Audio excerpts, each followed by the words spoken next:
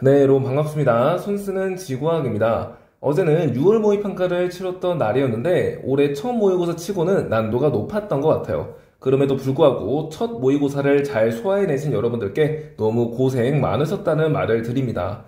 전체적으로 이번 모의고사는 새로운 자료와 선지로 난도를 높였던 시험인 것 같아요. 1페이지의 경우 이번에 디귿 선지에서 마그마와 멘틀 물질의 밀도 비교에서부터 고개를 갸우뚱했을 수 있는데 마그마가 멘틀 물질보다 밀도가 작으니까 상승한다는 원리를 알고 있는지 물어본 선지였고요. 이 페이지는 7번에서 보통은 지층의 생성순서를 묻는데 기저여감과 포회감의 생성순서를 물어본 게 신선했다라는 말씀을 드릴 수 있을 것 같습니다. 3페이지는 16번이 특이했죠. 누적 질량으로 시간이 흐르는 방향을 파악하고 현재 남아있는 O형 주계열성의 질량을 이용해서 은하의 종류를 매칭해야 했습니다. 이것도 자료를 해석하는 면에서 난도가 높았다고 볼 수 있겠죠. 4페이지는 18번의 디귿 선지가 참 참신했던 것 같아요. 우주 팽창 속도 그래프를 그려서 테일 시계에서 현재까지 테일 시계보다 우주 팽창 속도가 큰 시기가 없다는 걸 알아차리는 게 관건이었던 문항이었습니다. 그럼 다시 1페이지로 돌아가서 1번부터 같이 문항 풀어보면서 풀이를 공유하는 시간 가져보도록 할게요. 1번 그림은 플룸 구조론을 나타낸 식도이다. A와 B는 뜨거운 플룸과 차가운 플룸을 순서 없이 나타낸 것이다 라고 했습니다. 우선 우리가 이 플룸 문항을 보면 플룸의 생성 장소 그리고 플룸의 이동 방향을 파악해야겠죠. 여기서는 특히 플룸의 이동 방향을 잘 파악해야 됩니다.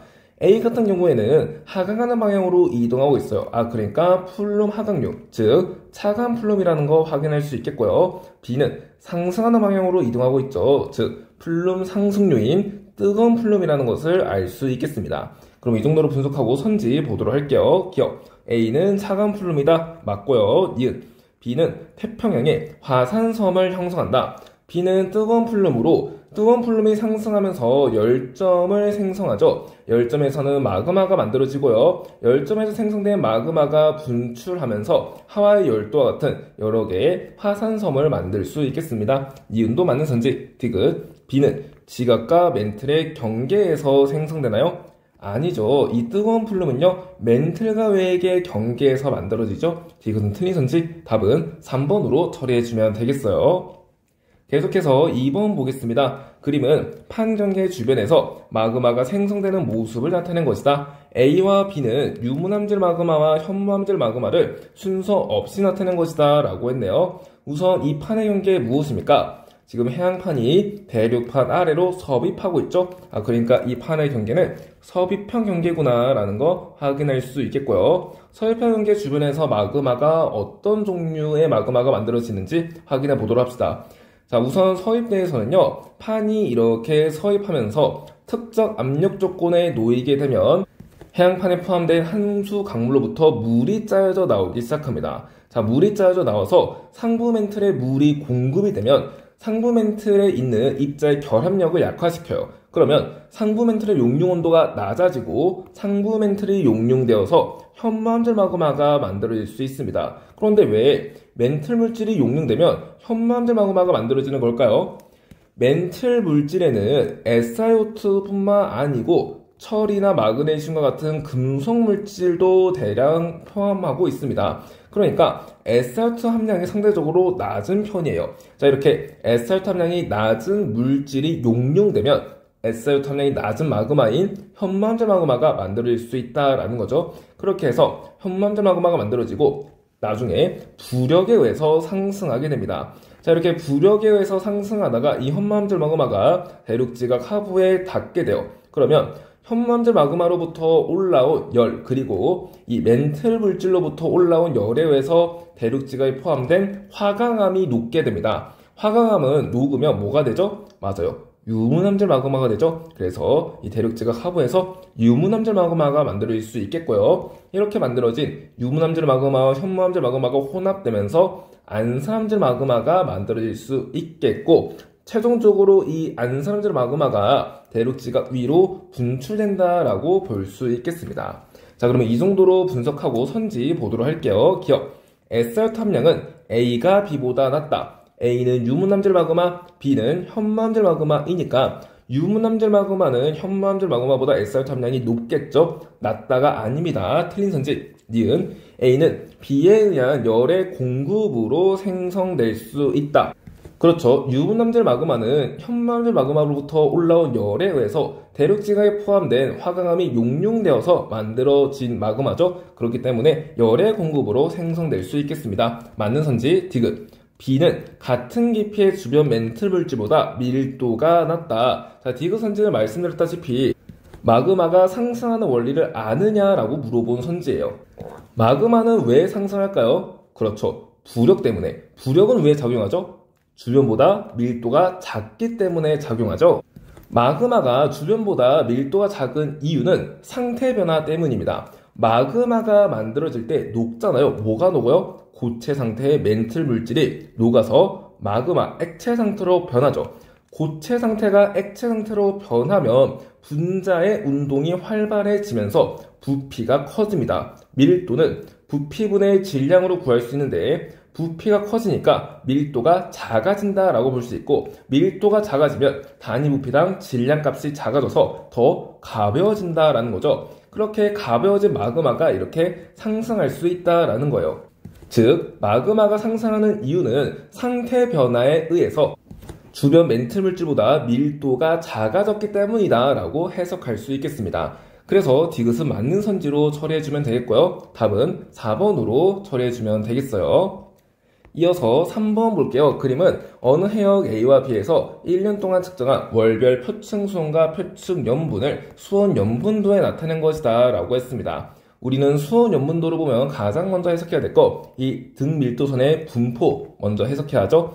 자, 밀도는요 수온이 낮을수록 염분이 높을수록 증가합니다. 그러니까 수온 염분도에서 오른쪽 아래로 갈수록 밀도가 커진다라고 보면 되겠고요. 자, 우리 이 정도로 분석하고 나머지는 선지를 통해서 좀 더 알아보도록 합시다. 기억 A에서 해수 1kg에 포함된 염류의 총량은 자, 이게 무슨 뜻이에요? 그렇죠. 우리는 이거 보자마자 염분 물어보고 있구나 라고 바로 떠올릴 수 있어야 돼요. 염분은 어떻게 구합니까? 그렇죠. 염분은 해수의 질량분의 염류의 질량으로 구할 수 있죠. 여기에다가 1000을 곱해주면 염분이 됩니다. 즉 해수 1kg에 포함된 이 염류의 총량은 염분에 해당한다 라고 보면 되겠고요. 그러면 염분이 4월이 커요? 11월이 커요? 그거 보면 되겠죠. 4월의 염분 이 정도고요. 11월의 염분 이 정도입니다. 4월이 11월보다 염분이 낮다라는 것을 확인할 수 있어요. 그런데 여기서는 더 많다라고 했으니까 기억은 틀린 선지가 되겠고 니은 수온의 연교차는 A가 B보다 크다. 연교차는 1년 중에 가장 높은 수온과 가장 낮은 수온의 차이를 의미하죠. 그러면 보겠습니다. A에서는 가장 높은 수온이 이 정도인 것 같고요. 가장 낮은 수온이 이 정도인 것 같죠. 그래서 이 정도의 수온 차이를 보인다는 거 확인할 수 있겠고요. B에서는 가장 수온이 높을 때가 대략 이 정도인 것 같고 가장 수온이 낮을 때가 대략 이 정도인 것 같아요. 이 정도의 수온 차이를 보이네요. 그러면 이 수온 차이가 누가 더 큽니까? 한눈에 봐도 이 주황색이 훨씬 커 보이죠. 네, 그래서 주황색인 A가 이 하늘색인 B보다 수온의 연교차가 더 크다라는 거 확인할 수 있겠습니다. 니은은 맞는 선지 디귿 1월과 7월의 표층해수 밀도차는 A가 B보다 작다. 자, 이것도 어떻게 보면 자료 해석이에요. 지금 1월은 여기에 있고요. 7월은 여기에 있죠. 자, 여기에서 밀도 차이를 물어보고 있고 자, B에서도 1월은 여기에 있고요. 7월은 여기에 있습니다. 이만큼의 밀도 차를 물어보고 있네요. 우리가 밀도차를 해석하기 위해서는 이 등밀도선의 개수를 세면 됩니다. 이 사이를 지나는 등밀도선의 개수가 A 같은 경우에는 대략 7개 정도 되겠고요. B 같은 경우에는 대략 3개 정도 되겠죠. 그래서 누가 더 많아요? 7개가 훨씬 더 많죠. 따라서 밀도 차이는요 A가 B보다 크다라고 해석할 수 있겠습니다. 작다가 아니네요. 디귿 틀린 선지 답은 2번으로 처리해주면 되겠어요. 이어서 4번 보겠습니다. 다음은 위성 영상에 나타난 구름의 특징을 알아보기 위한 탐구 활동이다 라고 했네요. 준비물 쭉 읽어보면 어느 날 같은 시각에 관측된 우리나라 주변의 가시 영상과 저기 영상을 이렇게 준비했대요. 가시 영상 나왔으니까 선지에서 뭘 물어볼 수 있겠다? 그렇죠. 구름의 두께라던가 혹은 태양 복사 에너지의 반사량 정도를 물어볼 수 있겠다 예상하고 가면 좋겠고요. 저게 영상 나왔으니까 또 뭐 물어볼 수 있을까요? 그렇죠. 구름의 최상부 높이라던가 혹은 구름 최상부 온도와 같은 정보를 물어볼 수 있겠다 예상하고 가면 좋겠죠. 과정 쭉 읽어보니까 가시 영상에 표시된 영역 A와 B 밝기를 비교하고요. 나에서도 저게 영상에 표시된 영역 A와 B의 밝기를 비교한대요. 그리고 가와나의 결과를 분석해서 A와 B에 나타난 구름의 특징을 해석한다라고 합니다. 그랬을 때 가시 영상을 보니까 A와 B 모두 어떻게 나왔나요?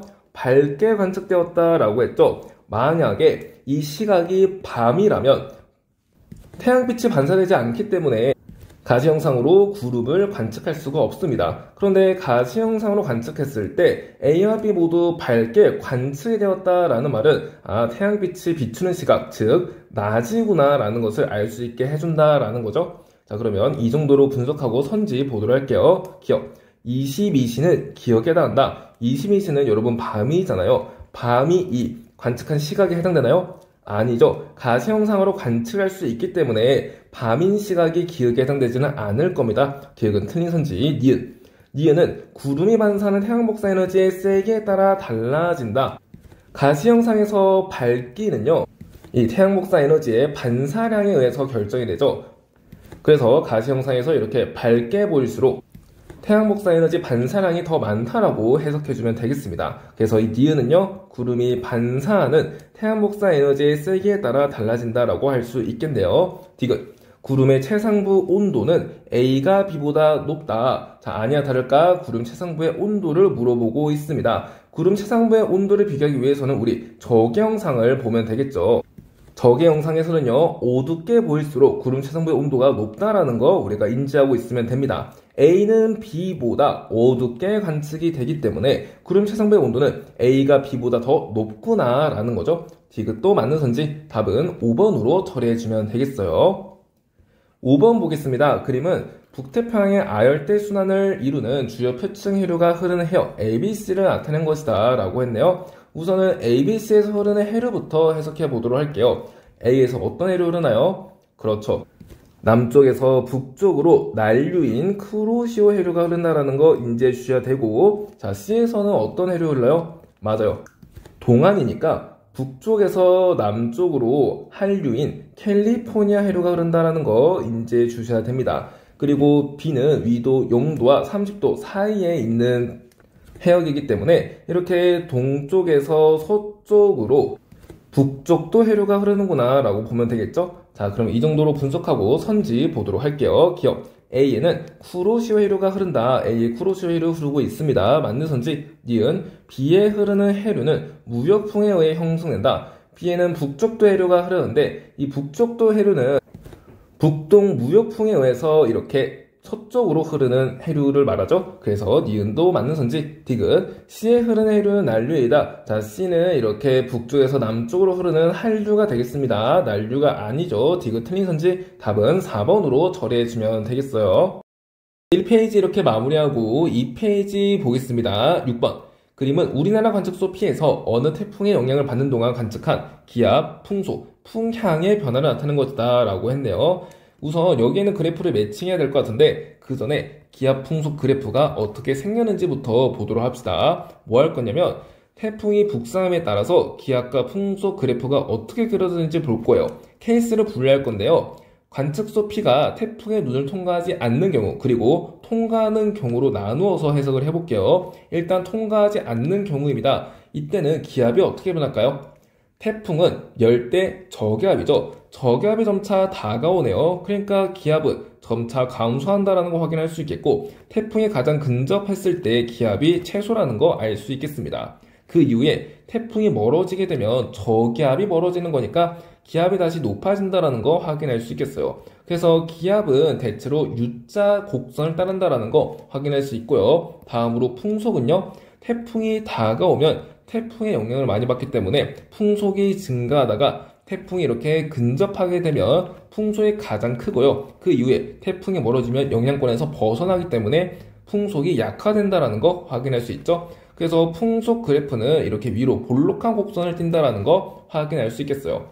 다음으로 관측소 P가 태풍의 눈을 통과하는 경우입니다. 이 경우에도 기압과 풍속 그래프가 이렇게 나타날까요? 한번 봅시다. 자, 먼저 기압이에요. 태풍이 이렇게 다가올 때 마찬가지로 저기압이 다가오는 거니까 기압이 낮아지겠죠? 그리고 P가 태풍의 눈에 들어오게 되면 기압이 최소가 되고요. 그 이후에 태풍의 눈을 벗어나서 태풍이 멀어지게 되면 저기압이 멀어지니까 기압이 상승할 거예요. 그러니까 기압은 마찬가지로 U자형의 그래프를 그린다라고 볼 수 있겠고, 풍속은요? 자, 풍속할 때는 우리 태풍의 눈벽을 생각해 보도록 합시다. 태풍의 눈벽에서는 풍속이 가장 빠르죠. 그리고 태풍의 눈에서는 풍속이 거의 나타나지 않습니다. 자, 눈벽이 다가와요. 그러면 점차 풍속이 빨라지다가 눈벽에 닿습니다. 그럼 풍속이 최대가 되겠죠. 그 이후에 P가 태풍의 눈으로 들어와요. 그러면 태풍의 눈에서는 풍속이 거의 나타나지 않기 때문에 풍속이 급격하게 감소합니다. 감소하다가 다시 반대편의 태풍의 눈벽에 닿게 되면 이런 식으로 다시금 풍속이 빨라지다가 눈벽에서 풍속이 최대값을 이루겠죠? 그 이후에 태풍의 눈벽이 P를 벗어나서 P로부터 거리가 멀어지게 되면 풍속이 약화된다는 거 확인할 수 있겠어요. 그래서 태풍의 눈이 통과하는 경우에는 풍속은 대략 이렇게 M자형의 그래프를 그린다 라고 보시면 되겠습니다.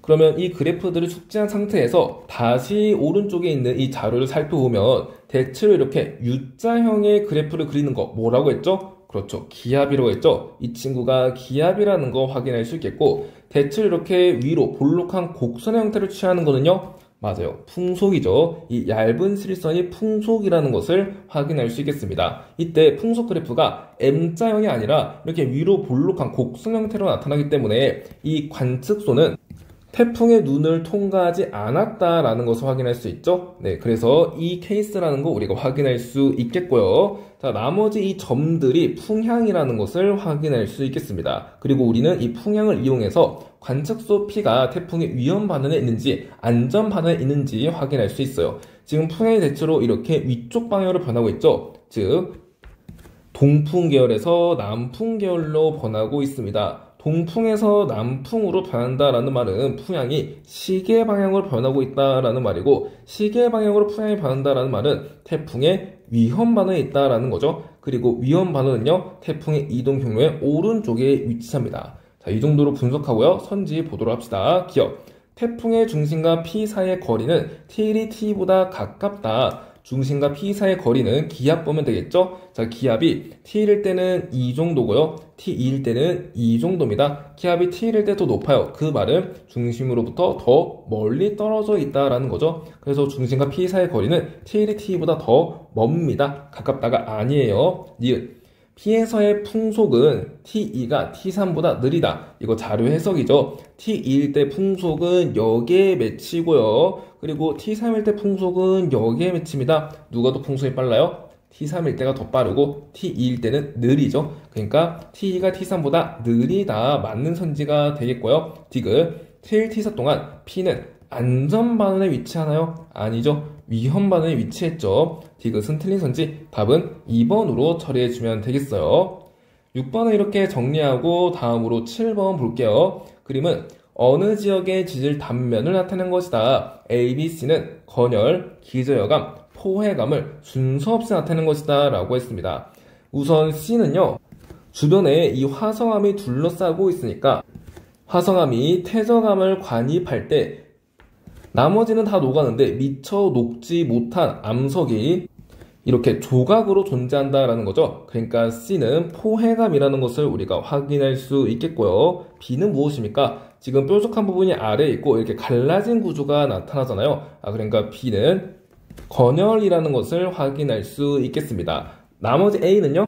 그렇죠. 화성암이 이렇게 관입한 후에 오랜 시간이 지나면서 침식작용이 일어나면서 만들어진 기저여감이라는 것을 확인할 수 있겠죠. 자, 이 정도로 분석하고 선지 보겠습니다. 기억. A는 C보다 나중에 생성되었다. 우선 이 아래에서 화성암이 관입할 때 C가 만들어졌다는 것을 확인할 수 있어요. C가 이런 식으로 포획이 되었고요.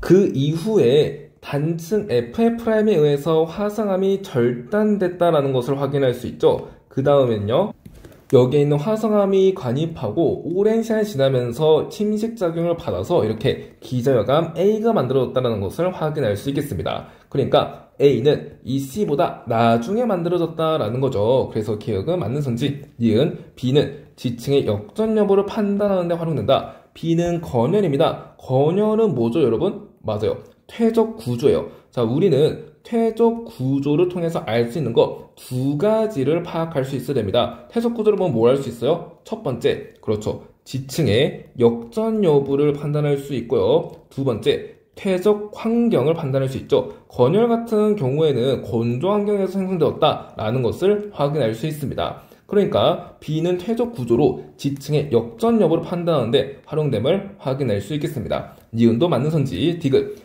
단층 FF'에서는 상반이 하반에 대해 위로 이동하였다. 자, FF'에 대해서 상반 어딥니까? FF'의 이 위쪽이 상반이죠. 여기가 상반이고요. 그리고 아래쪽이 하반입니다. 여기가 하반이에요. 그렇게 해서 봤더니 상반은 하반에 대해서 이렇게 아래쪽으로 내려가고 하반은 이렇게 위쪽으로 올라간 모습 보이고 있습니다. 그러니까 이 단층 뭐예요? 그렇죠. 정단층이라는 것을 확인할 수 있죠. 그러니까 FF'에서는 상반이 하반에 대해 위로 이동한 게 아니고 아래로 이동하였다가 맞습니다. 그 디귿은 틀린 선지, 답은 3번으로 처리해주면 되겠어요. 이어서 8번 보겠습니다. 그림은 주결성 S가 중심별인 어느 외계 행성계의 생명 가능 지대와 행성 기억의 위치를 나타내는 것이다 라고 했네요. 우선 자료로부터 딱히 얻을 게 없으니까 이건 선지를 보면서 자료 해석해 보도록 합시다. 기억. 절대 등급은 S가 태양보다 크다. 절대 등급이니까 S와 태양의 광도를 비교해야겠네요. 지금 광도와 관련이 되어 있는 게 생명 가능지대 안쪽 경계 혹은 바깥쪽 경계까지의 거리죠. 생명 가능지대 안쪽 혹은 바깥쪽 경계까지의 거리는 뭐에 비례합니까? 그렇죠. 루트, 중심별의 광도에 비례함을 확인할 수 있습니다. 그러면 여기에다가 태양의 생명 가능지대를 그려볼게요. 우선 지구는 1.0AU에 이렇게 공존하고 있다는 거 알 수 있겠고요. 지구와 생명 가능지대에 포함되니까 생명 가능지대 안쪽 경계와 바깥쪽 경계를 이런 식으로 그릴 수 있겠습니다. 이렇게 그리고 보았더니 생명 가능지대 바깥쪽 경계까지의 거리가 S보다는 태양계에서 더 멀다라는 것을 확인할 수 있어요. 자, 바깥쪽 경계까지의 거리가 멀다? 아, 광도가 더 크구나 라는 거 확인할 수 있죠. 따라서 광도는 S보다는 태양이 더 크다라는 거 확인할 수 있겠습니다. 이때 광도가 클수록 절대 등급이 작으니까 지금 S가 광도가 더 작죠. 그래서 절대 등급은 S가 태양보다 크다라는 거 확인할 수 있어요. 니은 생명 가능지대 폭은 여러분 뭐에 비례합니까? 이 친구도 마찬가지로 루트 중심별의 광도에 비례한다는 거 알 수 있죠. 자, 그래서 광도 아까 비교했잖아요. 광도가 S가 태양보다 작습니다. 그러니까 생명 가능지대 폭 역시 S가 태양보다 좁다라는 거 알 수 있겠어요. 니은 틀린 선지, 디귿. 중심별로부터 단위 면적당 단위 시간 동안 받는 복사 에너지야. 이것을 S값이라고 합시다. 자, S값이 기억이 지구보다 적냐라고 물어봤네요.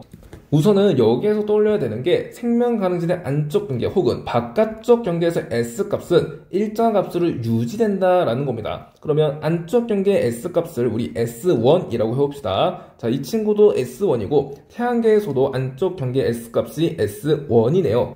그러면 이 기억은요, S1보다 더 안쪽이겠죠? 그럼 S1보다 값이 클까요? 작을까요? 자, 여러분. S값은요, 아시다시피 거리의 제곱분의 광도에 비례합니다. 거리가 가까울수록 S값은 큰 거예요. 지금 거리가 가까워졌으니까 S값이 더 커졌겠죠? 그래서 기억의 S값은 S1보다 크다라는 거 확인할 수 있고, 지구는 어때요? S1, 이 친구보다 더 먼 거리에 위치하죠. 여러분, 거리가 멀수록 S값은 작습니다. 그러니까 지구는 S값이 S1보다는 작다라는 거 확인할 수 있겠어요. 따라서 S값은요, 기억이 지구보다 크다라는 것을 확인할 수 있죠. 적다가 아닙니다. 디귿은 틀린 선지, 답은 1번으로 처리해주면 되겠어요.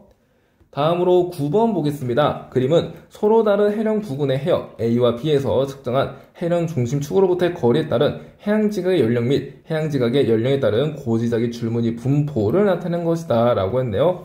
우선 고지작의 줄무늬 분포에서 어느 곳이 역자극계이고 어느 곳이 정자극계인지 확인을 해봐야 되는데, 연령이 0년일 때 현재를 보도록 하죠. 현재는 정이에요, 역이에요? 그렇죠. 현재는 정자극기이죠. 그러니까 검정색이 정자극기라는 거 알 수 있고 흰색이 역자극기라는 것을 알 수 있겠습니다. 그럼 이 정도로 분석한 상태에서 나머지는 선지를 보고 더 해석해 보도록 할게요. 기억 A에서 기억 구간의 해양 지각은 역자극기에 생성되었다. 지금 A에서 기억 구간의 연령을 보면 여기서부터 여기까지 만들어진 것을 확인할 수 있죠. 이만큼의 연령대에 해당되네요. 이만큼의 연령대에는요, 역자극기에 포함됨을 확인할 수 있겠습니다. 그러니까 역자극기에 생성되었다. 맞는 선지 니은. B에서 평균 수심은 기억 구간이 니은 구간보다 깊다. 자, 우리 해령으로부터의 거리를 한번 확인해 볼게요. 이 거리가 기억이 니은보다 더 가깝죠. 그럼 우리 이거를 파악할 수 있어야 됩니다.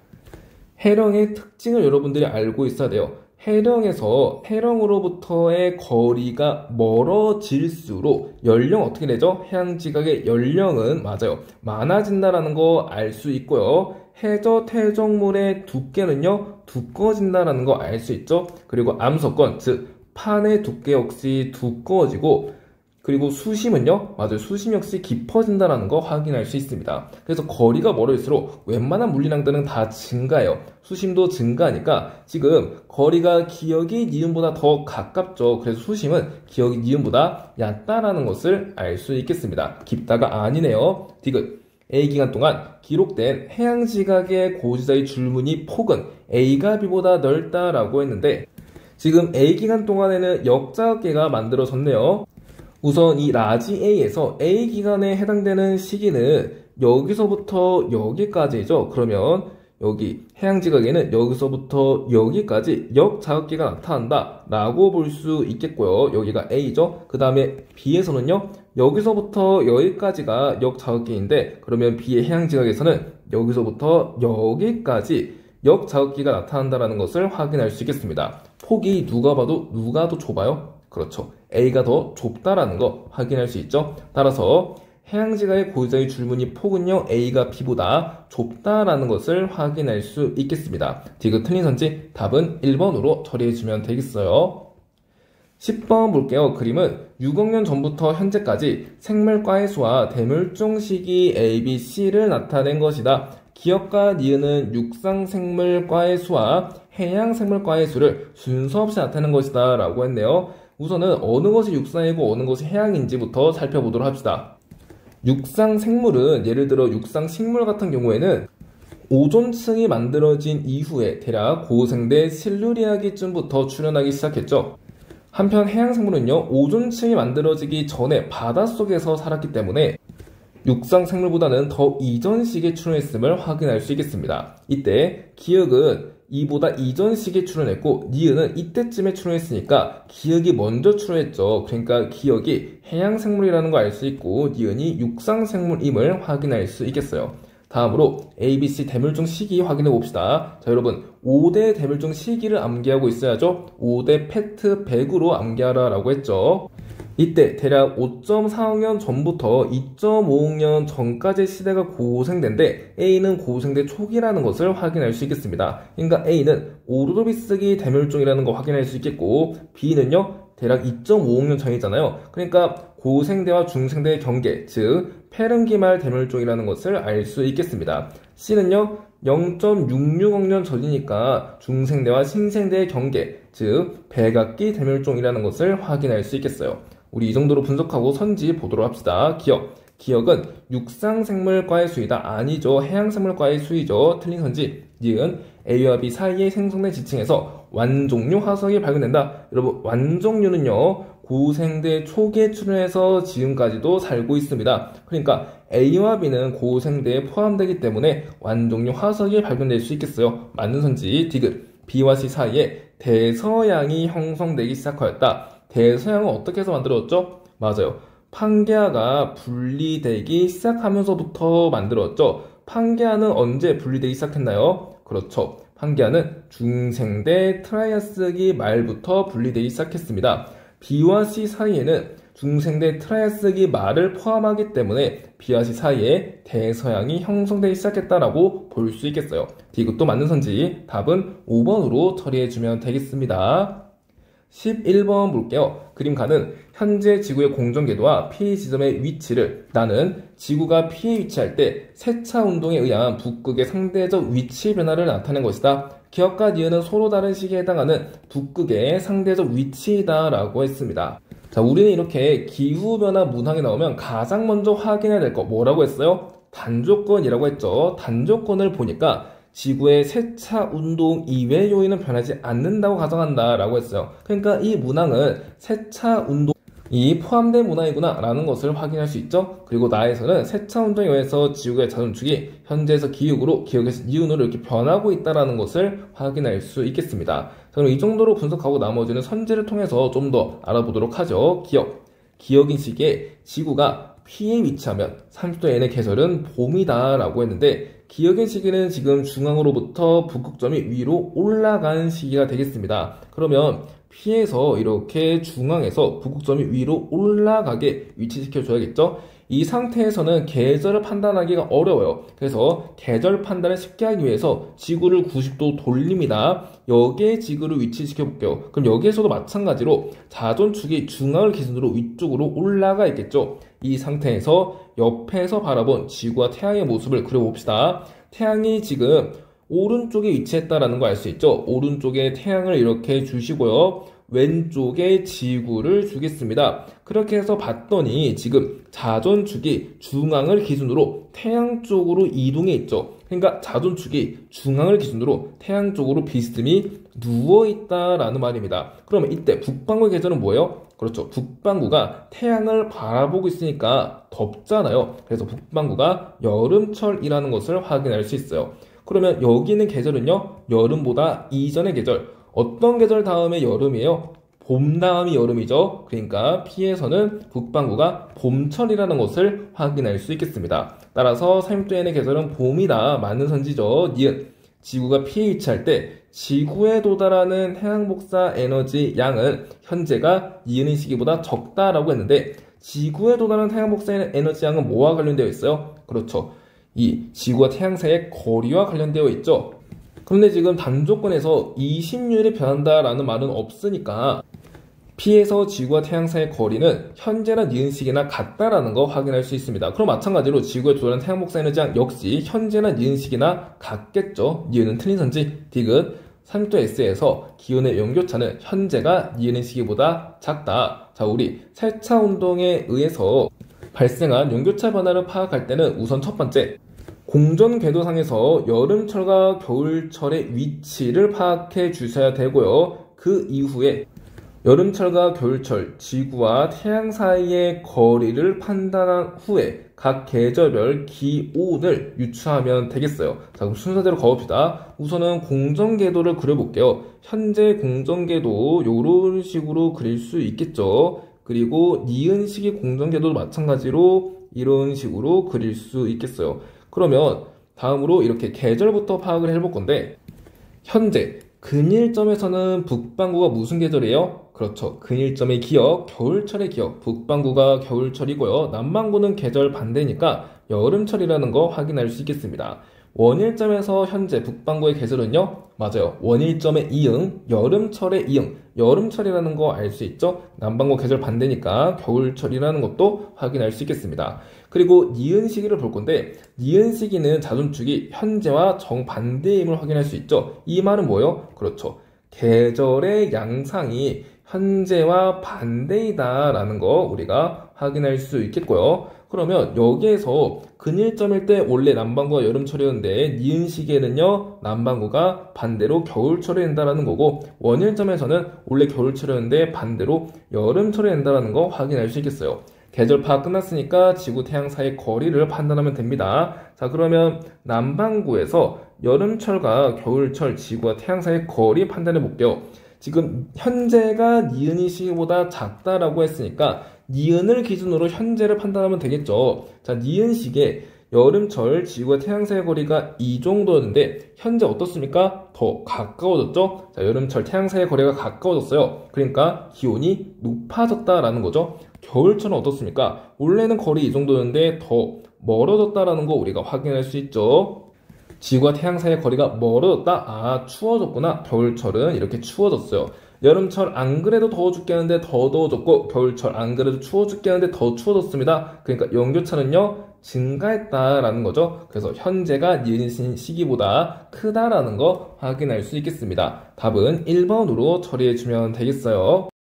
2페이지 이렇게 마무리하고 3페이지 볼게요. 12번 그림은 중앙태평양 족도 부근에서 관측한 남족도 해류의 서쪽으로 향하는 방향의 유속을 나타낸 것이다. 가와나는 엘니뇨와 라니냐 시기를 순서 없이 나타낸 것이다 라고 했습니다.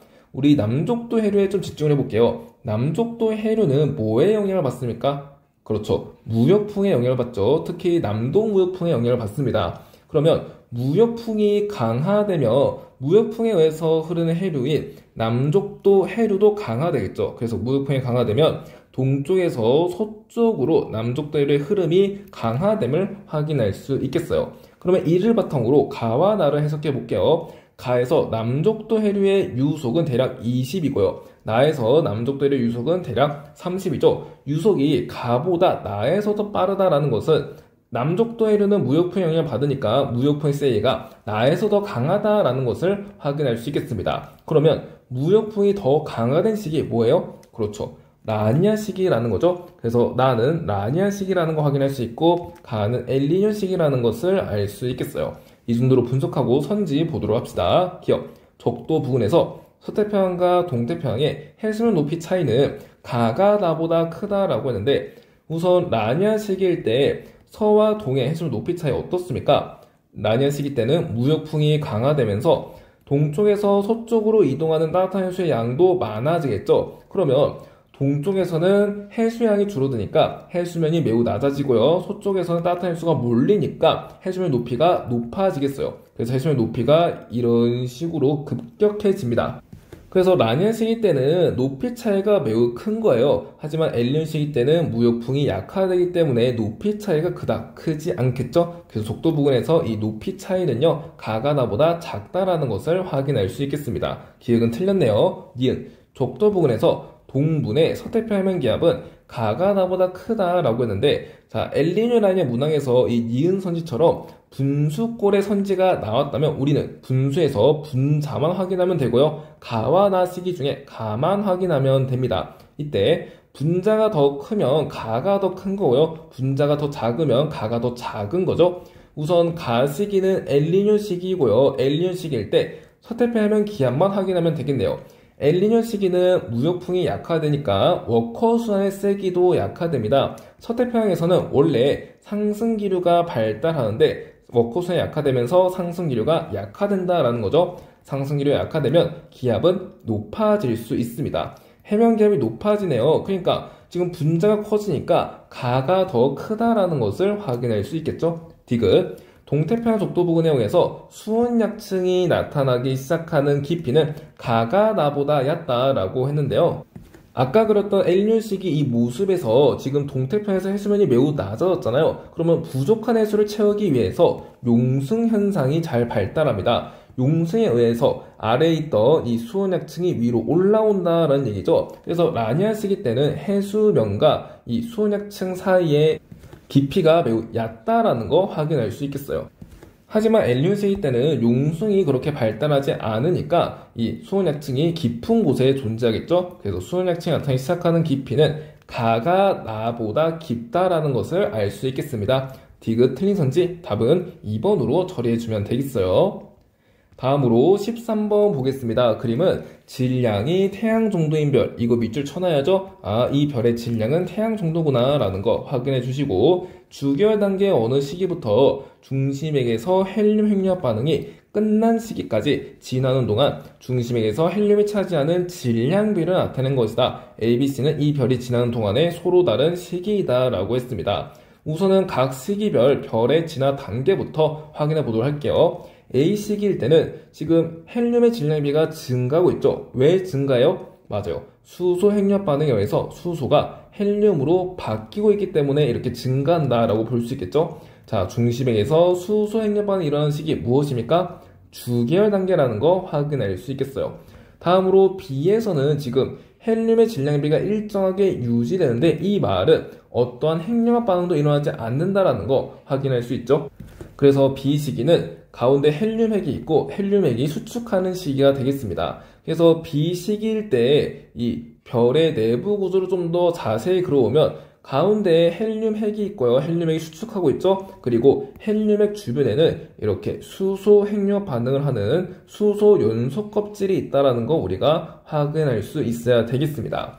자, 그리고 C는 어떻습니까? C에서는 지금 헬륨 함량이 감소하고 있죠. 왜 감소해요? 그렇죠. 헬륨 핵융합 반응이 일어나기 때문에 헬륨을 소모해서 탄소로 바꿉니다. 그래서 헬륨이 감소하고 있는 거예요. 그러면 이 경우에는 중심에서 헬륨 핵융합 반응이 일어나고 있으니까 자, 별의 내부 구조를 그려보면은 중심에서 이런 식으로 헬륨 핵융합 반응이 일어나고 있고요. 그리고 주변부에서는 여전히 수소 연소 껍질이 있다는 거 우리가 확인할 수 있어야 되겠죠. 자, 우리 그러면 이 B와 C도 어떤 단계인지 알아봅시다. B와 C는 주기열 이후 단계에서 헬륨핵이 수축하거나 이렇게 헬륨 핵융합 반응이 일어나는 단계이기 때문에 거성 단계라는 것을 우리가 확인할 수 있겠습니다.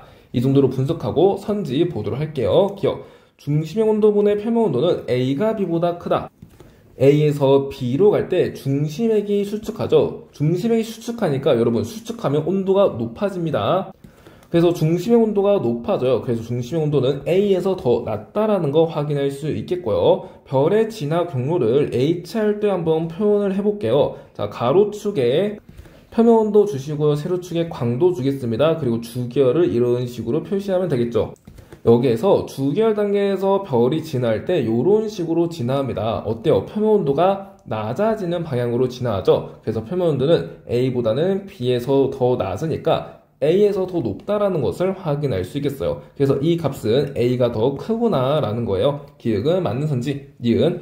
B일 때 별 전체에서 수소 핵융합에 의한 에너지 생성량은 헬륨 핵융합에 의한 에너지 생성량보다 많다라고 했는데요. B에서는 여러분 헬륨 핵융합 반응이 일어나나요? 아니죠. 헬륨 핵이 수축만 하고 있죠. 그래서 헬륨 핵융합 반응이 일어나지 않고 수소 연소 껍질에 의해서 수소 핵융합 반응이 일어나고 있기 때문에 수소 핵융합 반응에 의한 에너지 생성량이 헬륨 핵융합 반응에 의한 에너지 생성량보다 많다라는 거 확인할 수 있겠습니다. 디귿, 중심핵에서 탄소분의 수소는 A가 C보다 작다. A는 주기열성이니까 중심에게 탄소가 매우 적고요. C에서는 지금 헬륨 핵융합 반응이 일어나고 있으니까 탄소가 만들어지고 있죠. 그래서 A보다는 C에서 탄소가 더 많습니다.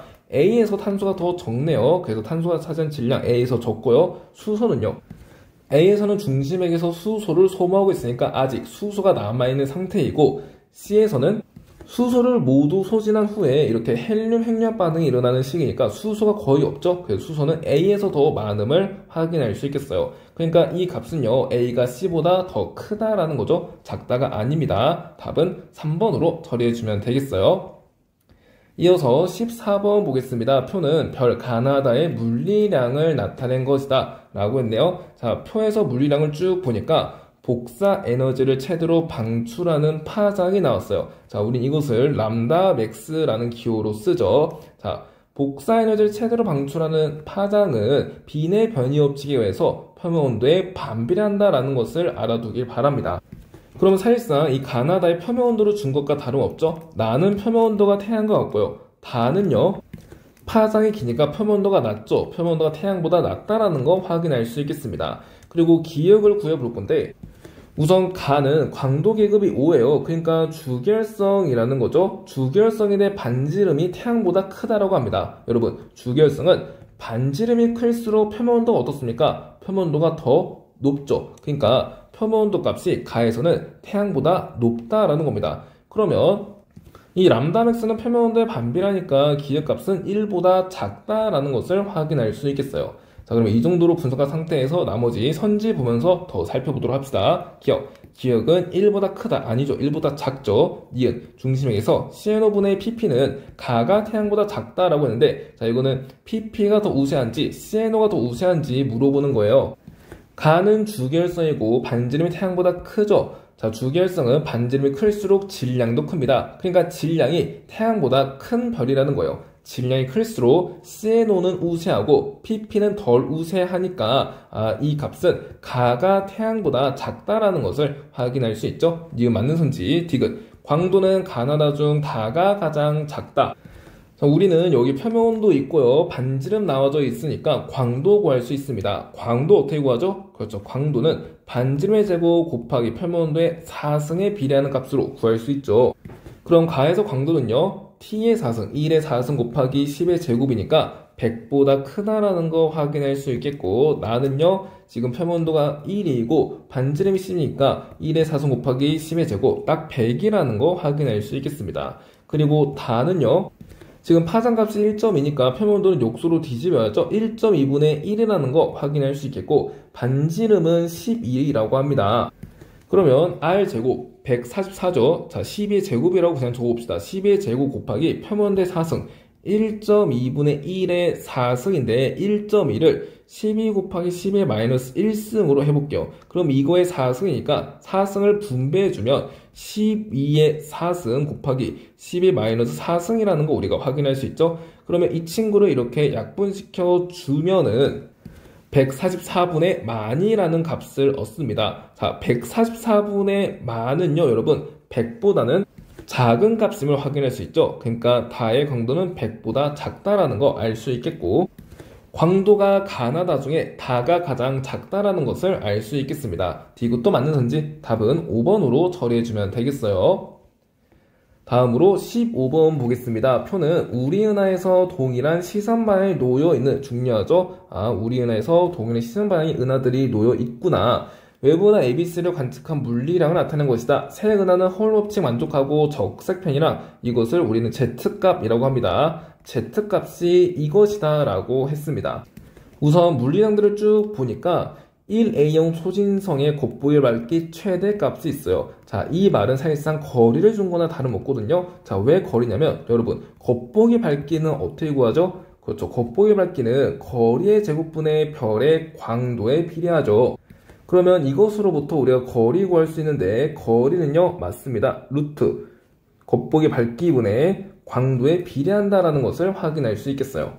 그런데 1A형 소인성은 특정 질량대에서 폭발하기 때문에 폭발할 때 최대 강도가 일정하게 유지됩니다. 그러니까 폭발할 때 광도가 같으니까 사실상 거리는요, 이 1A형 소진성의 곱보기 밝기의 제곱근에 반비례하는구나 라는 것을 확인할 수 있죠. 그러면 지금 곱보기 밝기의 최대값이 A와 C가 1대 16입니다. C가 A의 16배죠. 그러면 이 16을 이 L에 대입을 해보면 루트 16분의 1이니까 거리는 사실상 4분의 1이 된다라는 거예요. 자, 거리가 4분의 1이니까 12의 4분의 1, C까지의 거리는 3메가파섹임을 확인할 수 있겠습니다. 그러면 B까지의 거리도 구하고 싶은데 B까지의 거리를 구해 보려고 하니까 적색편이랑이 눈에 띄네요. 자, 우리 적색편이랑 통해서 후퇴속도 구할 수 있죠. 자, V는 빛의 속도 곱하기 Z값으로 후퇴속도 구할 수 있고, 여기 아래에 허블 상수가 주어져 있으니까 거리는 h분의 v라는 식을 이용해서 이 거리를 구할 수 있겠습니다. 그러면 후퇴속도부터 구해보도록 할게요. B의 후퇴속도입니다. B의 후퇴속도는 빛의 속도 3 곱하기 10의 5승 와주시고요. 거기다가 Z값 5.6 곱하기 10의 마이너스 3승을 해주면 되는데, 이것을 계산하게 되면 이거 곱하면 여러분 16.8이 됩니다. 16.8 곱하기 10의 제곱이라는 거 확인할 수 있고, 자, 이 값은 1680이라는 거 알 수 있죠? 자, 1680입니다. 그러면 V는 HR 써볼게요. 자, 허블 상수 70이죠? 70 곱하기 이 B까지의 거리, 요거 계산해주면 돼요. 그러면 B까지의 거리는 70분의 1680이니까 24메가파섹이구나 라는 것을 알 수 있겠습니다. 자, 24메가파섹 구했어요. 그러면 이 기억도 구할 수 있겠죠. 거리가 A보다 B가 2배 더 멉니다. 자, 거리가 2배 더 머니까 이 값을 여기에 대입하면 곱보기 밝기 구할 수 있어요. 자, 여기 이 대입하면 4분의 1이 되죠? 그러니까 곱보기 밝기가 4분의 1배가 된다는 것을 확인할 수 있겠어요. 자, 기억은 4분의 1이네요. 자, 우리 이 정도로 분석하고 선지 보도록 합시다. 기억. 우리은에서 관측한 A의 후퇴속도는 840이다. 후퇴속도 어떻게 구하나요? V는 HR로 구할 수 있죠. 그러면 VA는 허블 상수 70 가져와 주시고 곱하기 거리가 12입니다. 요거 계산하면 돼요. 그러면 840 나온다는 거 알 수 있겠어요? 맞는 선지? 니은. 기역은 2분의 1이다. 아니죠. 4분의 1이죠. 디귿. B에서 관측한 C의 적세편이랑은 5 곱하기 C의 마이너스 3승보다 크다라고 했는데 적세편이랑을 구하기 위해서는 우리가 후퇴 속도를 알아야 되고 후퇴 속도 구하기 위해서는 거리를 알아야 됩니다. 그러면 B와 C 사이의 거리부터 확인해 볼게요. 여기 발문에서 우리 은하에서 동일한 시음방에 놓여있는 외부나 ABC를 이용해 보도록 합시다. 자, 우리 은하가 여기에 있으면 ABC는 이렇게 동일한 시선방에 놓여져 있다라는 거예요. 지금 C가 가장 가까이 있죠. C를 여기 위치에 주시고요. 다음으로 A가 멀리 떨어져 있네요. A를 한 이쯤에 주시고 가장 멀리 떨어져 있는 게 지금 B라는 거 알 수 있죠? B를 여기에 주면 되겠습니다. 이때 C까지의 거리는 3메가파세이고요. A와 C까지의 거리는 얼마입니까? 우리 은하에서 A까지의 거리가 10이니까 10에서 3 빼면 9가 되겠죠? 그러면 A에서 B까지의 거리는 얼마예요? 자, B까지의 거리가 24메가파세이니까 24에서 12 빼면 되겠어요. 10이라는 거 알 수 있죠? 그러니까 B와 C 사이의 거리는 21메가파섹임을 확인할 수 있겠습니다. 그럼 후퇴 속도 구할 수 있죠? B에서 관측한 C의 후퇴 속도는 허블 상수 H 들어와 주시고 70 곱하기 22를 해주면 되겠습니다. 근데 이것도 어떻게 구해요? 그렇죠. CZ, 빛의 속도 3 곱하기 10의 5승 곱하기 B에서 관측한 C의 적색편이니까 이렇게 구할 수도 있겠죠. 그러면 이 값을 계산해서 이 Z값 구하면 되겠습니다. 우선 이 친구 약분시켜 주시고 이 0도 약분시켜 줄게요. 그럼 7 곱하기 7이 49니까 49 곱하기 10의 마이너스 4승임을 확인할 수 있죠. 따라서 B에서 관측한 C의 적색 편익 값은요 4.9 곱하기 10의 마이너스 3승임을 알 수 있겠습니다. 이 5보다는 작은 값이죠. 크다가 아닙니다. 디귿은 틀린 선지. 답은 1번으로 처리해 주면 되겠어요. 다음으로 16번 볼게요. 그림은 은하 A와 B에 존재하는 O형 주결성의 개수와 자 여러분 O형 주결성은 푸른색 별이라는 것을 상기하면 좋겠습니다. 은하 형성부터 생성된 별의 누적 질량은 125년 전부터 현재까지 시간에 따라 나타낸 것이다. A와 B는 나선 은하와 타원 은하를 순서 없이 나타낸 것이다 라고 하네요. 자, 지금 16번이 자료 해석적인 면에서 꽤 어려웠는데 우선 여기에서 가장 먼저 우리가 해석해야 될 점은 시간이 흐르는 방향이에요. 자, 시간이 흐르는 방향을 이 누적 질량을 이용해서 판단해 보도록 합시다. 이 누적 질량이라는 게 뭐냐면 별이 이렇게 생성됨에 따라서 별의 질량을 차곡차곡 포개어놨다라는 겁니다. 그러니까 시간이 지남에 따라서 이 누적 질량은 계속 증가하겠죠? 별이 생성되면서 차곡차곡 질량이 쌓이니까 누적 질량이 시간이 지남에 따라서 증가할 거예요. 그러니까 누적 질량이 증가하는 방향이 바로 뭐다? 시간이 흐르는 방향이다 라고 해석할 수 있겠죠. 따라서 120억 년 전은 여기 맨 아래 끝이 되겠고요. 그리고 현재가 이 위에 있다라는 거 우리가 확인할 수 있겠습니다. 그러면 현재 이 푸른색 별의 개수를 보니까 A가 B보다 많다라는 것을 우리가 확인할 수 있죠. 그러니까 A는 B보다 조금 더 푸른색을 띈다라는 겁니다. 나선 은하는 타원 은하보다 대체로 젊고 푸른 별이 더 많고요. 타원 은하는 늙고 붉은 별이 많죠. 그러니까 푸른 별이 좀 더 많은 A 은하가 바로 나선 은하이구나 라는 것을 우리가 확인할 수 있겠고요. 나머지 이 B는요 타원 은하라는 것을 확인할 수 있겠습니다. 추가적으로 이 O형 주결성은 표면 온도가 매우 높아서 수명도 매우 짧잖아요. 그래서 만약에 이 O형 주결성이 만들어지지 않는다면 시간의 지남에 따라서 현재에 도달하기 전에 O형 주결성이 이미 다 죽을 것이기 때문에 타원 은하처럼 현재 별의 생성이 거의 없는 은하는 이 O형 주결성의 개수 자체가 거의 없다라는 것을 우리가 확인을 할 수도 있겠죠. 그래서 다양한 접근 방법으로 이 그래프를 해석해 보길 바라고요. 이어서 선지 한번 보겠습니다. 기억 120억 년 전부터 110억 년 전까지 생성된 별의 누적 질량은 A가 B보다 작다. 자, 이거 시간의 흐름을 파악했는지 묻고 있는 선지예요. 120억 년 전부터 110억 년 전까지 A에서는 이만큼의 질량이 형성되었고요. 그리고 B에서는요, 여기서부터 여기까지죠. 이만큼의 질량이 형성되었다라는 것을 우리가 확인할 수 있겠습니다. 그러면 생성된 누적 질량이 누가 더 커요? B가 더 크다라는 거 확인할 수 있죠. 그러니까 A가 B보다 작다라는 거 알 수 있겠습니다. 니은 현재 은하를 구성하는 주결성의 평균 광도는 A가 B보다 크다라고 했는데 우선 나선 은하는 타원 은하보다 젊고 푸른 별이 좀 더 많다라고 했죠. 별이 푸르다라는 것은 그만큼 표면 온도가 높다라는 겁니다. 이때 주결성은 별의 일생 중에 대부분의 시기를 차지하기 때문에 이 은하는 대부분 주결성으로 이루어져 있어요. 그러니까 나선 은하가 젊고 푸른 별이 좀 더 많다라는 얘기는 젊고 푸른 주결성이 좀 더 많다라는 얘기고, 표면 온도가 높은 주결성이 더 많다라는 겁니다. 주결성은 표면 온도가 높을수록 광도가 크기 때문에 주결성의 평균 광도 역시 A가 B보다 더 크다라는 것을 확인할 수 있죠. 니은도 맞는 선지, 디귿. 현재 은하 질량에 대한 성간물질의 질량비, 이거 성간물질의 비율을 말하는 거죠. A가 B보다 크다라고 했는데, 나선 은하에는 성간물질의 비율이 그래도 아직은 조금 높아서 계속해서 별이 만들어지고 있고요. 타원 은하는 성간물질의 비율이 매우 낮아서 별이 거의 만들어지지 않고 있죠. 그래서 성간물질의 비율은 A가 B보다 더 크다라는 거 확인할 수 있겠습니다. 디귿도 맞는 선지, 답은 5번으로 처리해주면 되겠어요. 3페이지도 이렇게 마무리하고 마지막 4페이지 보겠습니다. 17번. 그림은 고정된 열점 P에서 생성된 화산섬 ABC에서 구한 고지자의 극의 위치를 화산섬의 연령과 함께 나타낸 것이다. ABC는 같은 판에 위치하고 동일경도상을 따라 일정한 방향으로 이동하였다라고 했습니다. 그림을 쭉 보니까 고지사의 극의 위치는 나와 있는데 화산섬의 위치는 나와 있지 않죠. 그러면 고지사의 극의 위치를 이용해서 화산섬의 위치를 추론해야 되겠네요. 이 추론 과정의 원리에 대해서 조금 생각을 하고 가보도록 할게요.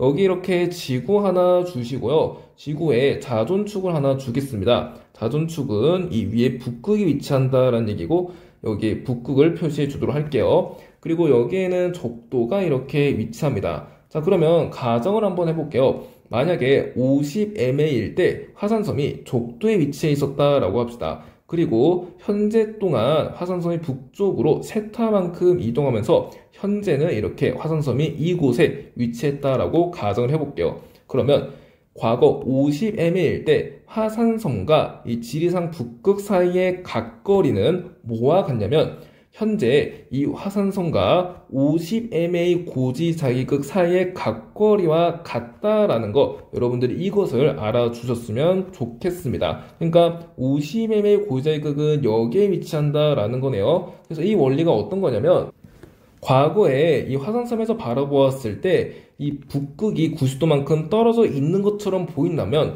현재에도 이 화산섬에서 바라보았을 때 과거의 북극은 90도만큼 떨어져 있는 것처럼 보여야 되겠죠.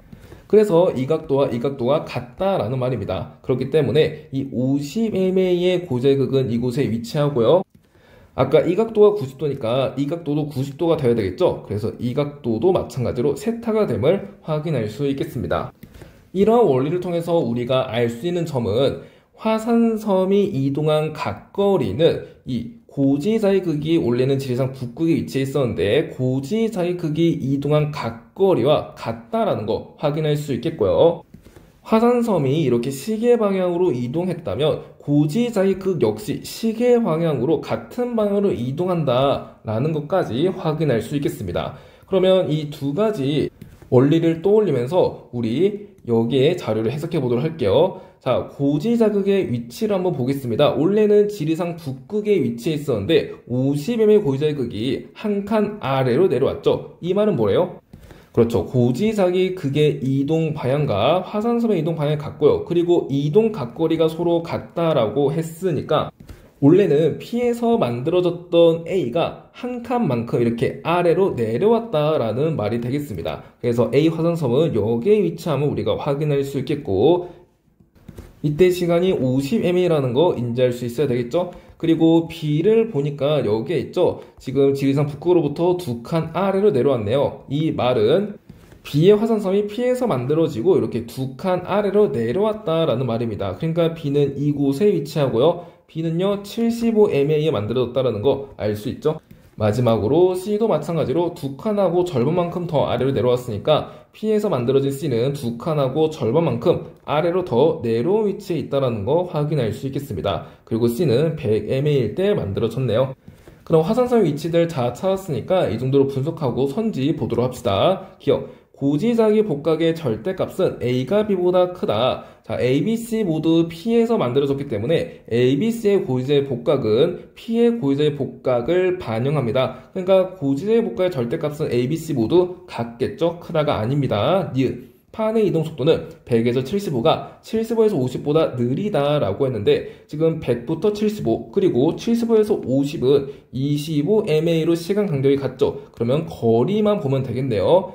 우선 100에서 75까지는 반칸 이동했고요. 75에서 50까지는 한 칸 이동했죠. 그러니까 이때가 더 이동 속도가 느리다라는 거 확인할 수 있겠습니다. 니은은 맞는 선지, 디귿. C는 현재 남반구에 위치한다. 그림 그려서 알다시피 C는 적도보다 남쪽에 남반구에 위치함을 알 수 있네요. 답은 4번으로 처리해주면 되겠어요. 17번은 이렇게 정리하고 18번 보겠습니다. 표는 표준 우주 모형에 따라 팽창하는 우주에서 TL과 TE식의 우주 팽창 속도와 우주 구성 요소의 상대적 비율을 나타낸 것이다. TL과 TE는 과거의 서로 다른 시기이고 ABC는 각각 뭐냐면요. 보통물질, 암흑물질, 암흑에너지를 순서 없이 나타낸 거라고 하네요. 우선은 ABC가 어떤 우주 구성 요소인지부터 살펴봐야 될 것 같아요. 그러기 위해서는 비율의 증감 경향을 한번 따져보자고요.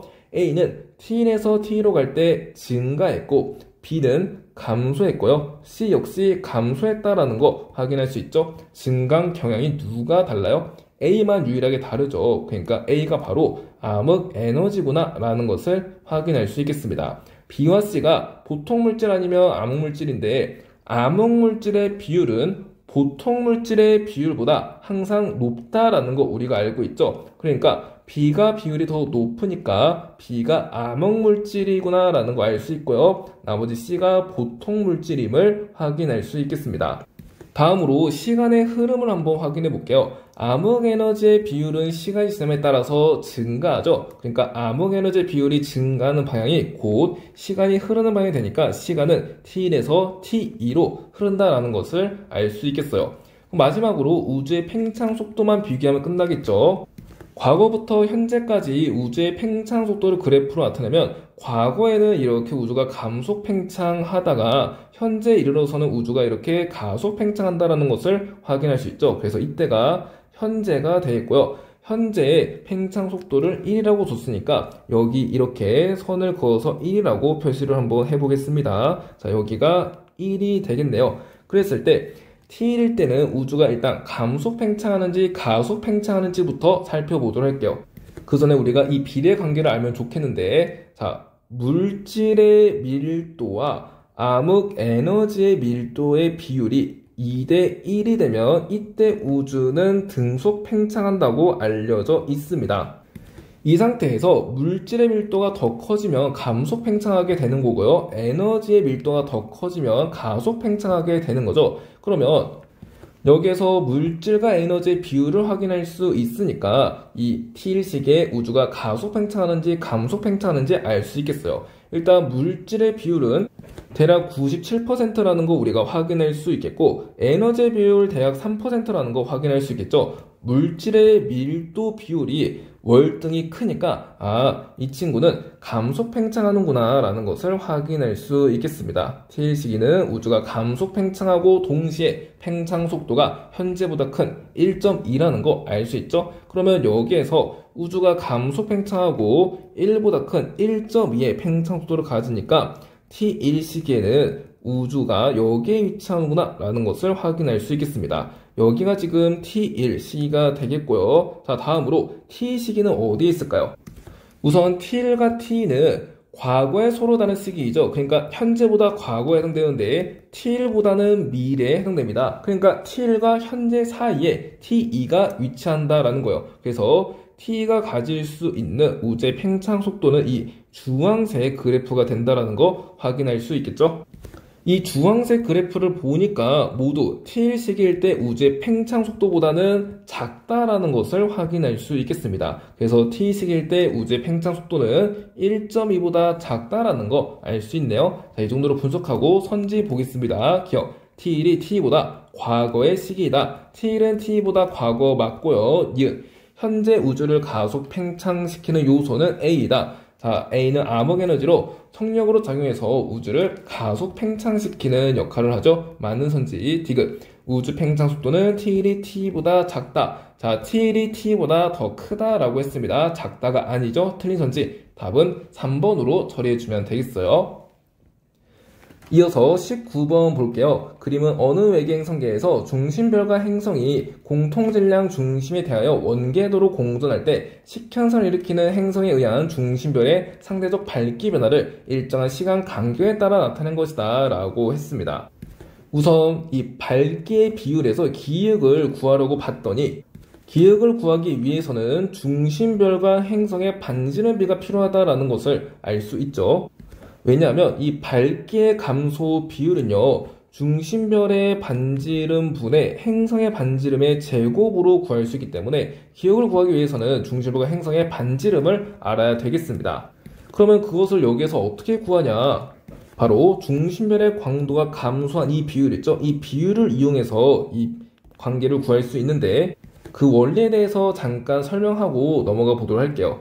자, 이거는 물리적으로 딱 떨어지는 정확한 원리가 아니라 그냥 대략적인 원리이기 때문에 여러분들도 대략 그냥 이렇구나 라고 생각하고 넘어가시면 되겠습니다. 정확한 물리량 값이 아니에요.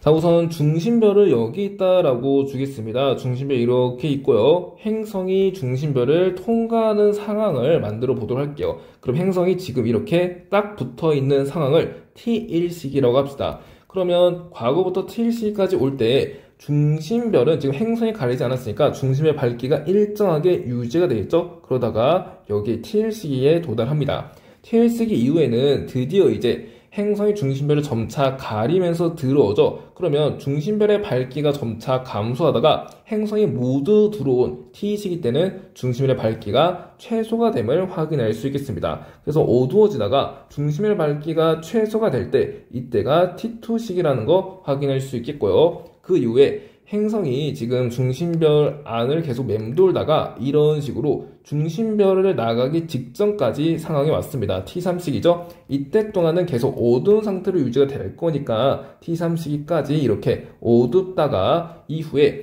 T3 이후에는 이렇게 행성이 중심별을 벗어나잖아요. 그러니까 중심별이 점차 밝아지겠죠. 그래서 T3부터 T4까지는 중심별이 밝아지다가 T4일 때 행성이 완전히 중심별을 벗어났잖아요. 이제는 더 이상 행성이 중심별을 가리지 않습니다. 그래서 밝아지다가 이제 중심별의 밝기가 원래의 상태를 회복한다라는 것을 확인할 수 있겠어요. 그래서 T1부터 T4까지 이런 식으로 밝기가 변하는데요.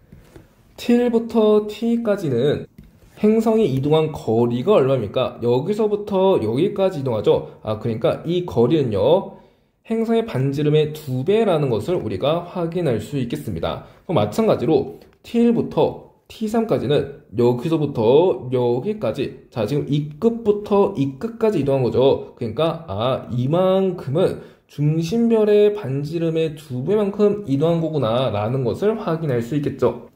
이때 거리는 어떻게 구합니까? 그렇죠. 여기에서 거리는 시간 곱하기 속력이에요. 그래서 이 값은 시간이 T2-T1이죠. 그래서 T2-T1 곱하기 속력으로 구할 수 있으면 확인할 수 있겠고요. 이 라지알, 그러니까 중심별의 반지름의 2배, 이 거리는 어떻게 구해요? 거리는 시간 곱하기 속력이니까 T3 빼기 T1, 자, T3에서 T1 시간 계산해 주시고 시간 곱하기 속력 값으로 구할 수 있음을 확인할 수 있겠습니다.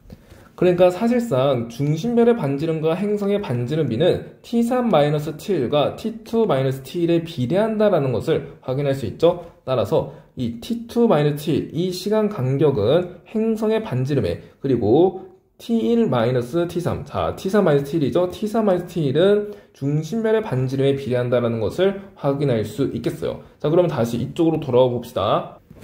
여기에서 이만큼이 행성의 반지름을 의미하는데 그 시간대가 T이죠. 그리고 이만큼이 중심별의 반지름을 의미하는데 그만큼은 11T라는 것을 확인할 수 있겠습니다. 따라서 중심별의 반지름 대 행성의 반지름의 비가 11대 1이라는 말이니까 밝기 감소 비율은 얼마가 된다라는 거예요? 이 값이니까 121분의 1이 된다라는 것을 확인할 수 있겠습니다.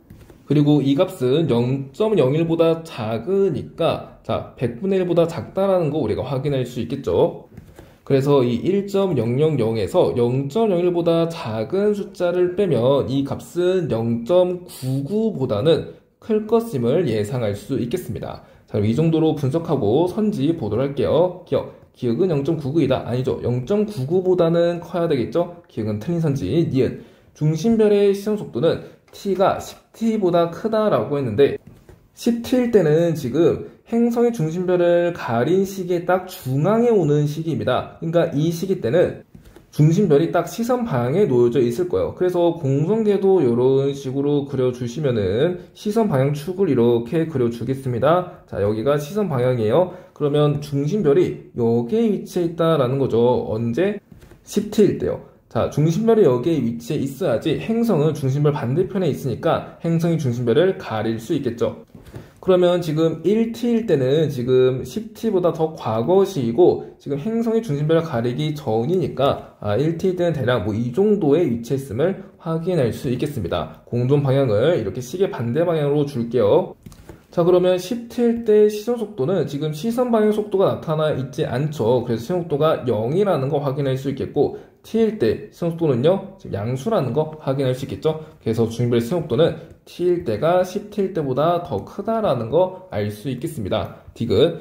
기준 파장이 같은 중심별의 흡수에 대해 t일 때 관측 파장은 19일 때 관측 파장보다 짧다라고 했네요. 자, 우선은 시선 속도를 어떻게 구하나요? 시선 속도는 빛의 속도 곱하기 기준 파장분의 관측 파장 마이너스 기준 파장으로 구할 수 있죠. 따라서 시선 속도는 뭐에 비례합니까? 이 관측 파장에 비례하는구나 라는 것을 알 수 있겠습니다.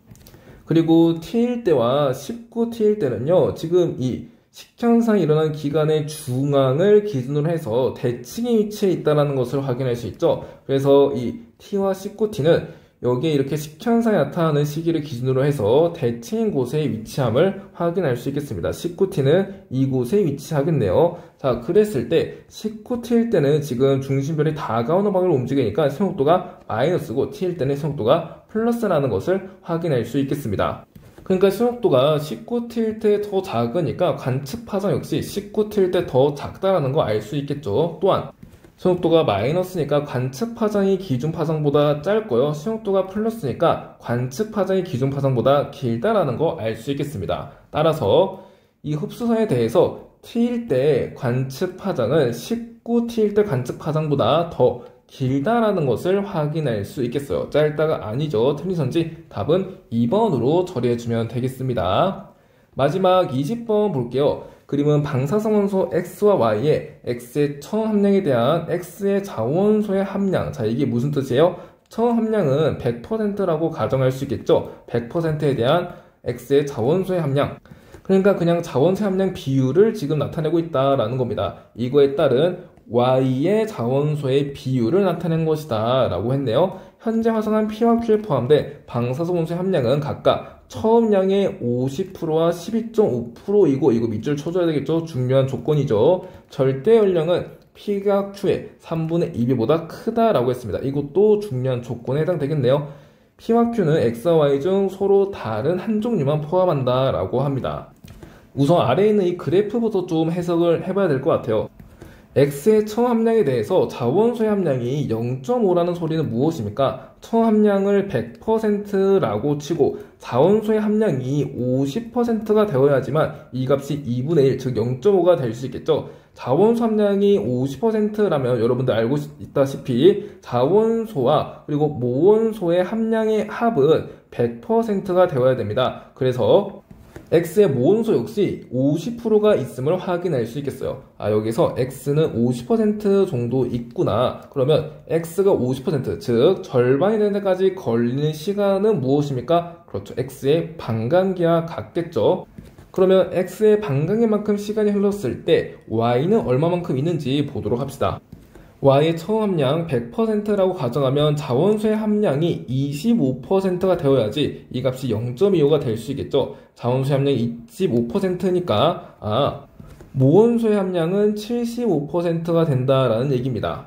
그러면 y가 75%가 되는 데까지 걸리는 시간은 어떻게 구할까요? 자, 이렇게 75%처럼 애매한 숫자가 있다면 우리는 방사선소 붕괴곡선의 볼록성을 이용해야 된다라고 했죠. 그래서 y의 붕괴곡선 이렇게 그려주시고요. 맨 위의 값을 100%라고 잡습니다. 그리고 그 아래에 있는 값을 50%라고 잡아보도록 할게요. 100%일 때 기준값, 시간의 기준값 0이라고 주시고요. 50%가 되는 데까지 걸리는 시간은 y의 반감기가 같으니까 ty라고 줄게요. 그랬을 때 만약에 방사선소의 붕괴 곡선이 아니라 이렇게 매끈한 직선 형태였다면 100과 50의 중앙값인 75%가 되는 데까지 걸리는 시간은 0과 y의 반감기의 절반값인 2분의 y의 반감기가 될 거예요. 하지만 실제로 붕괴곡선은 이렇게 아래로 볼록한 곡선 형태이기 때문에 75%가 되는 데까지 걸리는 시간은 얼마가 된다? 그렇죠. 2분의 y의 반감기보다는 짧구나 라는 거죠. 그러니까 이만큼 75%가 된 데까지 걸리는 시간은 2분의 y의 반감기보다는 짧습니다. 그럼 볼게요. x의 반감기만큼의 시간이 지났을 때 y의 반감기의 절반보다는 짧은 시간이 지났음을 확인할 수 있어요. 이를 정리해보면 2를 이쪽으로 넘겨봅시다. 그러면 2 곱하기 x의 반감기는 y의 반감기보다 짧다라는 거 알 수 있겠고 x와 y의 반감기의 비율도 확인할 수 있겠죠. 이 반감기의 비율은 1보다 작은 값 대 2라는 것을 확인할 수 있겠습니다. 그럼 여기서 1보다 작다라는 게 보기 좀 불편하니까 이 화살표를 이쪽으로 넘겨줄게요. 그러면 2보다 큰 값이 된다는 거 확인할 수 있겠죠. 그래서 1 대 2보다 큰 값이 x와 y의 반감기의 비율이 되겠습니다. 그럼 우리 여기까지 했으니까 이번에는 이 연령이 P가 Q의 3분의 2배보다 크다라는 것을 이용해서 P와 Q에 포함된 방사선소가 어떤 것인지 살펴보도록 할게요. 자, 일단 케이스를 나눠볼게요. 자, P와 Q가 있는데 P에는 X가 50% 있을 수 있고요. 아니면 Q의 Y가 12.5% 있을 수 있습니다. 혹은 P의 Y가 50% 있을 수 있고 Q에는 X가 12.5% 있을 수 있겠죠. 이 상태에서 X와 Y의 반감기의 비율이 이 정도니까 지금 X의 반감기만큼 시간이 흘렀으면은 연령이 상대값 1이 된다는 거 확인할 수 있겠고요. Y는 12.5가 된대요. 즉 8분의 1에서 2분의 1의 3승이죠. 반감기에 3번이 지났음을 확인할 수 있겠습니다. y의 반감기가 이 상대값보다 크니까 6보다 큰 상대값을 가짐을 확인할 수 있겠죠. 그래서 나이의 비율이 대략 이렇고요. 마찬가지로 P에 y가 이렇게 포함되어 있다. y가 50%, 즉 반감되는데 걸리는 시간은 y의 반감기죠. y의 반감기 2보다 크다라는 거 알 수 있겠고요. 이만큼은 반감기 3번 지났으니까 x의 반감기 1이라고 줬잖아요. 그래서 3번 지난 반감기 3이라는 것을 확인할 수 있겠습니다. 그럼 조건에 해당되는 케이스가 뭡니까? P가 Q에 3분의 2배보다 큰 거. 그렇죠. 이 오른쪽에 해당하는 케이스가 적절하다라는 것을 확인할 수 있겠죠. 따라서 P에는 Y, Q에는 X가 포함되어 있음을 확인할 수 있겠습니다. 그럼 우리 이 정도로 분석하고 선지 보도록 할게요. 기억. 반감기는 Y가 X의 2배보다 길다. Y가 X의 2배보다 길다라는 거 우리가 계산했죠. 니은. P는 X를 포함하고 있나요? 아니죠. P는 Y를 포함하고 있죠. 틀린 선지. 디귿. 현재로부터 X의 반감기가 1에 지났을 때 Y를 포함한 암석에 존재하는 이만큼의 함량은 0.625이다 라고 했습니다. 일단 X의 반감기가 1에 지났다라는 말은 Y의 함량이 몇 배가 되었다라는 얘기예요. 그것은 이 그래프를 보면 되겠죠. X의 반감기, 이만큼이 반감기에 해당되는 시기입니다. 반감기가 지났을 때 Y는요 75%, 즉 처음량의 4분의 3배가 되었음을 확인할 수 있겠어요. 자, 그러면 현재 Y의 함량이 있는데 여기에서 4분의 3을 곱해주면 되겠죠. 그러면 현재 Y의 함량은요 P에서 50%, 즉 2분의 1이라는 것을 확인할 수 있겠습니다. 그러면 Y라는 이 모원소의 함량은 8분의 3이 된다라는 거고 모원소와 자원소의 함량의 합이 1이 되어야 되잖아요. 그러니까 이로부터 자원소, Y의 자원소는요 8분의 5가 있구나 라는 것을 확인할 수 있겠습니다. 그래서 이 값이 8분의 5라는 말이고 8분의 5가 0.625와 같으니까 디귿은 맞는 선지가 되겠네요. 답은 5번으로 처리해 주면 되겠습니다. 네, 그래서 오늘 여기까지 6월 모의고사 문항들 쭉 살펴보았고요. 수능까지의 여정 중에 6월 모의평가라는 첫 관문을 넣은 만큼 여러분들 스스로를 고생했다고 토닥거려주고 이를 디딤돌 삼아서 9월 모의고사까지 전진할 수 있는 힘이 되었으면 좋겠습니다. 해설과 관련해서 궁금한 것들 언제든 댓글 달아주시기 바라고 보다 더 좋은 해설이 있다면 공유해주시면 감사하겠습니다. 다시 한번 6월 모의고사 치르시느라 모두 고생 많았습니다.